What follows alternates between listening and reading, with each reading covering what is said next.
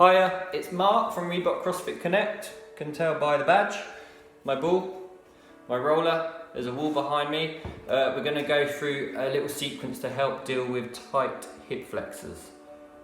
Tight hip flexors can impact where the pelvis sits. And tight hip flexors, they'll pull it out of position. We're going to lack structural integrity, big words, which will mean we can't hit full range of movement.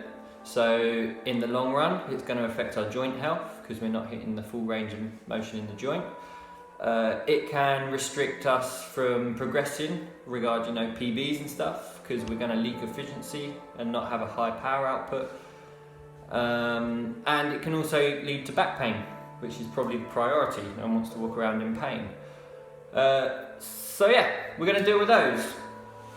So the hip flexors generally sit around this area and they're responsible, funnily enough, for flexion of the hip, which we may know as basically bringing your knees up.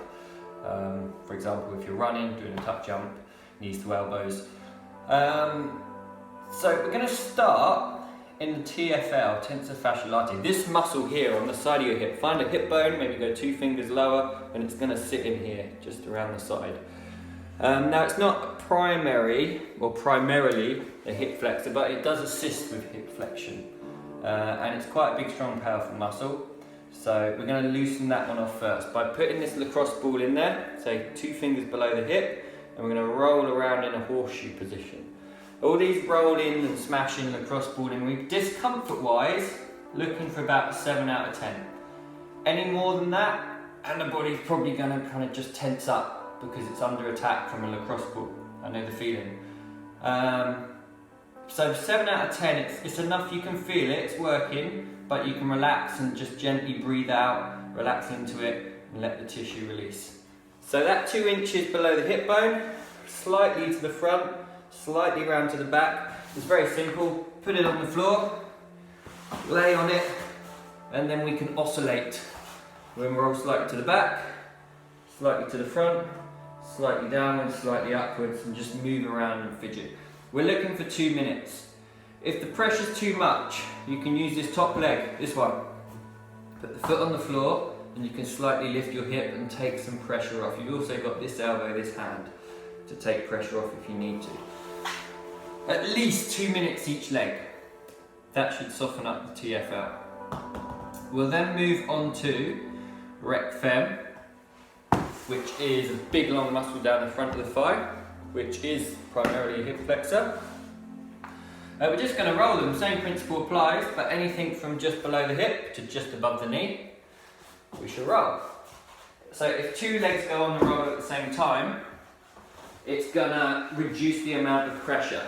It's going to feel easier. Do try and stay braced with this, it is like a miniature plank, so do draw in and squeeze. But don't squeeze your thighs, that's what we're rolling, we're trying to soften them up. So if 2 legs is not enough pressure for you, I'm going to move this roller slightly offset to one side and just hit the 1 leg. And that's absolutely fine, we can get more pressure through just the one. But like I say, just below the hip to just above the knee, we hit the whole lot. We're not biased here. That should release a little bit up so we can go into couch stretch. Now couch stretch isn't as simple as it looks. We need to be aware of pelvis position. So when I'm in my stretch, I don't want to be kind of Donald Duck bum out here.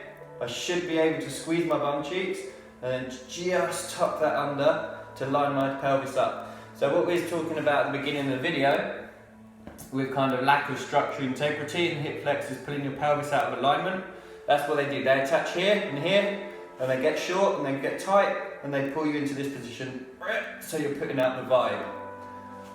Vertebrae in your lower back compress, and then discs get pinched, and it aggravates nerves, and you get back pain. So that's why we're trying to lengthen this tissue out. So that's my support if I need it. I want my foot, the top of my foot, my toenails against the wall, my shin against the wall when it runs down, and my knee against the wall where it meets the floor. So that's the objective, that's the holy grail. If I can do that, hopefully you can see that, foot, shin, slide it down so the knee meets the floor. here's my support. I'm going to bring the other foot out, like a lunge almost, and then try and get upright. I was quite naughty then, I got up very quickly, but I know what my range is. I'd recommend coming up slowly and feeling that range, then tucking your pelvis under that little clench of the bum cheeks to tuck under, while drawing in, staying braced, rib cage down.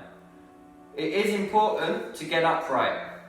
If you can't get upright, we're not lengthening the tissue. We want length of tissue here. So I have to move my knee towards you guys. My knee's got to get away from the wall. And then I'll try and get upright again. It should be a lot easier for me, and I'm able to tuck my hips under. So that's couch stretch, a minimum of 2 minutes. Try and keep this position, keep the pressure on for the full 2 minutes or longer. It's quite large, robust tissue in there, so you can go for longer. 2 minutes each side minimum. But stretching and rolling, only half the story. Exercise number 4 is glute activation. So where we do get pulled into that position, where the pelvis just lifts up at the back, it's obviously stretching things down here. So it can get to the point, if we're living every day like that, where the glutes just give up, your bum cheeks give up. They become less active, if not inactive. So as much stretching as we've got going on at the front, there's nothing to actually hold it in place at the back. So we need to do some glute activation drills. Nothing too fancy, probably all aware of glute bridges. If we can get 90 degrees at the knees, roughly. Draw your belly in, squeeze, pull the shoulder blades back and down, and clench your butt cheeks as hard as you can, and you should then start to lift your hips through. Peak at the top, hold it for a moment, and slowly lower back down under control. If we can do 16 reps, short break, 2 sets, we go through those 4 movements every day, we're going to be making some progress with our hip flexors and our pelvic alignment, which is going to keep away back pain.